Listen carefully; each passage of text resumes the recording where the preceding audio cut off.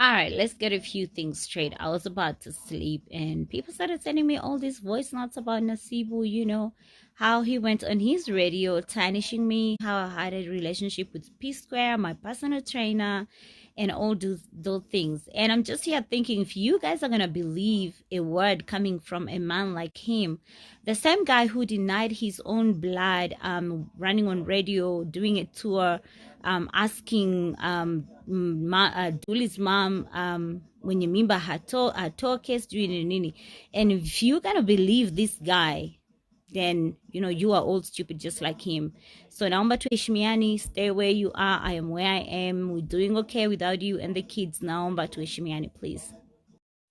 From my side, yani tumekusahau, you don't exist. You have no contacts with your kids because you decided to. Your ego does not let you. Also, we emotionally don't get any support from you, financial support. So I do not understand where you get the audacity to go on national radio in your own country and start accusing me of having all these affairs that I never did, when you knew the whole time you had a girl sleeping in my bed, our bed, the house that I furnished, and you just went around. Now you are on national radio talking about me. You know what? RIP her soul. My mama raised me better than that. But do not push the buttons, because when I start talking about you, honey, you will hide. You will hide. Alafu sijawahi kumkatazia kuona watoto wake or to speak to them. I remember giving you the nanny's numbers, the boys' numbers at the house. If you ever needed to call the kids anytime, you would. You've never called the nannies. The couple of times that the boys tried to get a hold of you, you would never answer the calls. Even if they sent you messages to say, Tifa is crying, she needs you or whatever, you would never answer their messages. And it got to a point where you literally blocked them, Then your mom kept calling, because she loves the kids, until at one point you told her to stop calling because she screenshots and then she paused, and it makes you look bad because you're not doing your part. It looks like your mom was doing the most, So eventually she calls again to say, what, doesn't matter what he says, I miss my grandkids, I'm going to speak to them. I never stopped you from calling your kids. You have all the numbers, so don't blame them.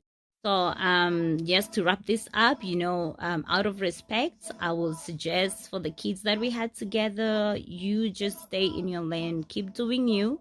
We doing us. We clearly doing us, and we're doing good. So please just don't. It is not my place.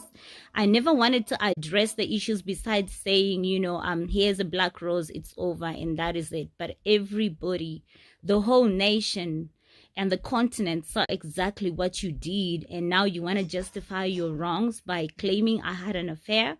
If I really had affairs while I was with you, I sacrificed the 2 kids that I had with you, that they would die if I really ever cheated on you.